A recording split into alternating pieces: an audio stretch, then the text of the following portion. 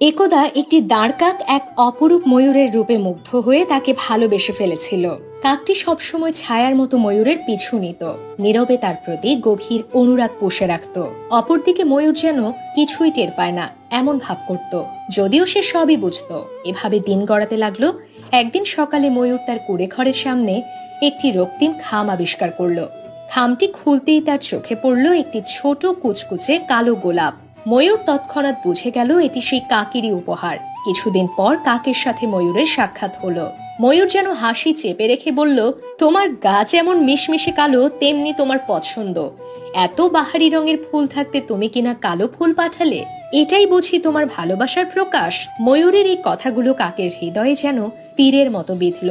সে আর কোনো কথা না বাড়িয়ে নীরবে সেখান থেকে চলে গেল। এরপর বহু বছর কেটে গেল। কাক যেন একরকম হারিয়ে গেল। একদিন হঠাৎ ময়ূরের সাথে কাকের আবার দেখা।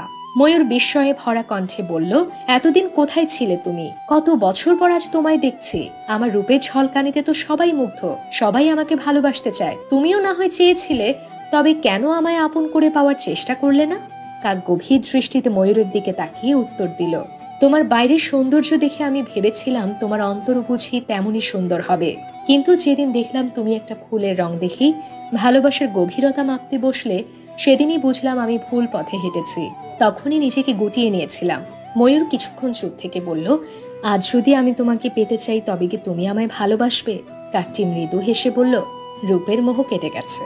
চোখের নেশা যখন ভাঙে তখন ময়ূরের ওই জৌলুস আর চোখে ধাঁধা লাগায় না।